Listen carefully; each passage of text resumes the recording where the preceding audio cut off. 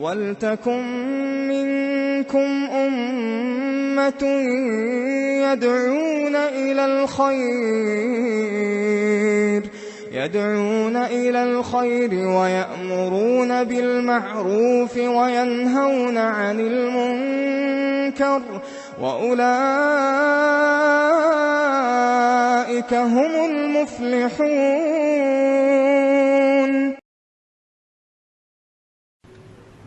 کیا دور دراز کے علاقوں میں چاند دکھنے سے روزوں کا، عید کا اور لیلۃ القدر کا فرق ہو سکتا ہے؟ اس کا جواب کیا ہے؟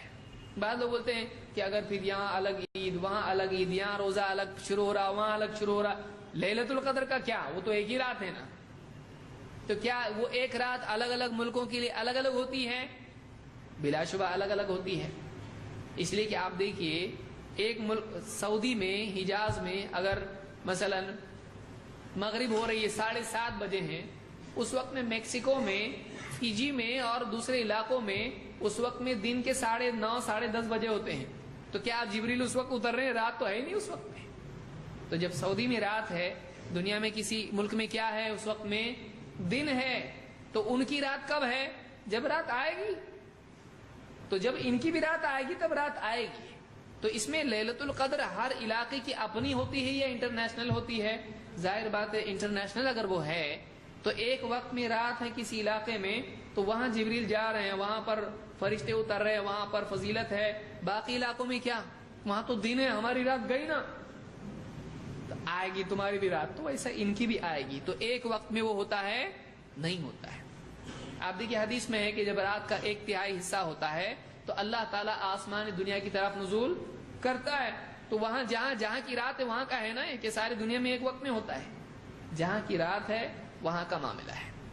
تو اس کو یاد رکھیں، بہت سارے لوگ کنفیوز ہو جاتے ہیں اور لیلۃ القدر سے ثابت کرنے کی کوشش کرتے کہ ساری دنیا میں ایک چاند ہونا چاہیے، تو ایسا نہیں ہو سکتا ہے، کیونکہ کچھ علاقوں میں تو دن ہوتا ہے جہاں حجاز میں لیلۃ القدر چل رہی ہوتی ہے، باقی علاقوں میں اس وقت میں دھوپ نکلی ہوتی ہے۔ بہرحال اس بارے میں صحیح بات کیا ہے؟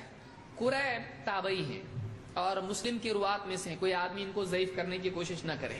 بہت سے لوگوں نے کہا کہ قریب معتبر تھے کہ نہیں، کیا معلوم، اس لیے ابن عباس نے قبول نہیں کی روایت، ان کی خبر۔ قریب مسلم کے راویوں میں سے معتبر راوی ہیں۔ قریب کہتے ہیں، اور ان پر کسی کی جرح میرے علم میں تو نہیں ہے، کسی نے جرح ہی نہیں کی ان کے اوپر، کہتے ہیں کہ ان ام الفضل بنت الحارث، ام فضل بنت حارث نے بعثته الى معاویہ بالشام، ان کو حضرت معاویہ کے پاس کسی کام سے بھیجا، شام ایک ملک ہے وہاں بھیجا، سیریا۔ قال فقدمت الشام فقضيت حاجتها، کہتے میں شام پہنچا اور جو کام مجھ کو انہوں نے دیا تھا میں نے وہ کام کیا۔ واستهل علي رمضان وانا بالشام، میں شام میں تھا اور وہیں پر چاند ہلال دکھائی دیا۔ فرأيت الهلال ليلة الجمعہ، تو میں نے جمعہ کی رات میں ہلال دیکھا، جمعہ کی رات میں ہلال دیکھا۔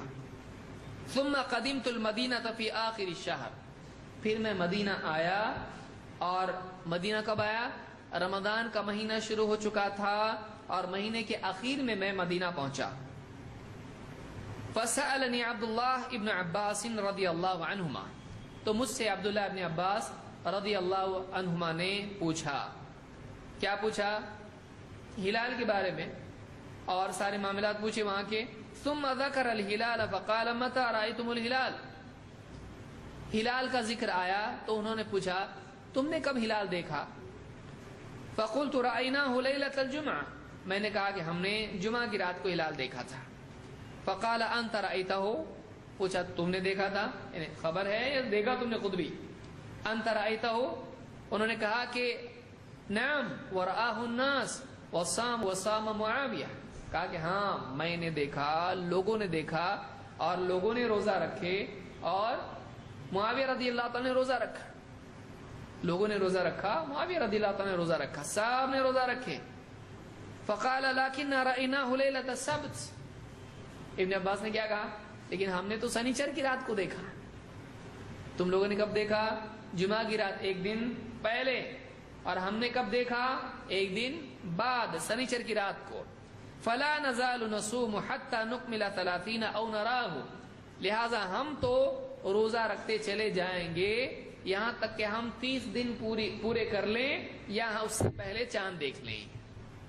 ہم ہمارے حساب سے روزہ رکھیں گے، ہم لگاتار روزے رکھیں گے یہاں تک کہ ہمارے روزے کتنے ہو جائیں 30 یا پھر اس سے پہلے ہم کو چاند دکھائی دے. فقلت اولا تکتفی برؤیت معاویہ وصیامہ، کہتے میں نے پوچھا کہ حضرت معاویہ نے چاند دیکھے اور انہوں نے روزہ رکھا تو آپ کو ان کی خبر کافی نہیں ہے کیا؟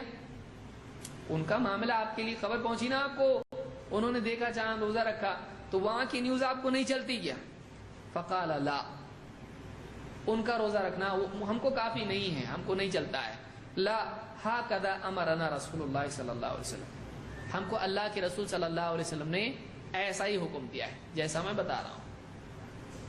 سوال یہاں پر یہ ہے کہ اگر وہاں کی خبر یہاں چلتی ہے، ظاہر بات ہے کہ پھر ایک روزہ کیا ہو گیا، چھوٹ گیا، تو اس کی قضا ہونا چاہیے کہ نہیں؟ نہیں. لیکن ابن عباس کہہ رہے ہیں اوہو اب ایک روزہ قضا کرنا پڑے گا. وہ نہیں کہہ رہے ایسا. کیا وہ کیسا کہہ رہے ہیں؟ ہم روزے رکھتے چلے جائیں گے کتنے 30.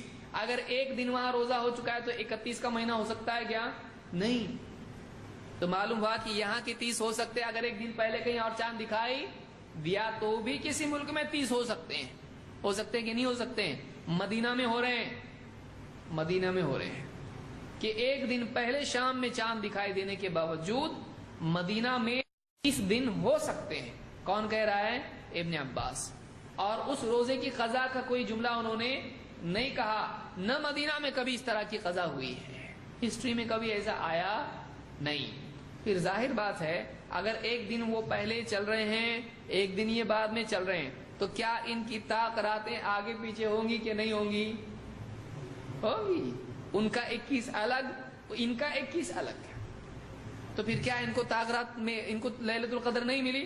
ابن عباس نے ایسا بولے اس مرتبہ ایسا کرو تم لوگ تاقرات میں مت کرو، تم کیا کرو جفت راتوں میں کرو، کیونکہ لیلۃ القدر ان کی الگ نہیں ہے، اپنی الگ نہیں ہے، ایک ہی ہے.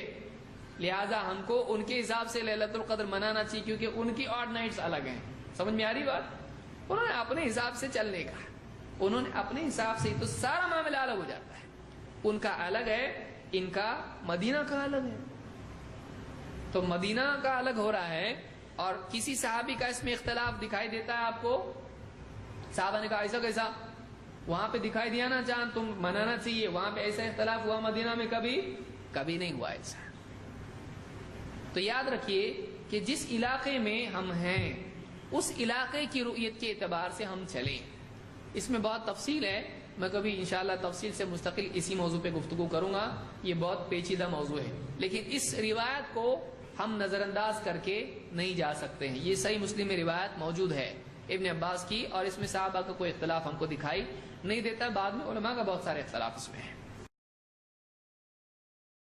سبحان اللہ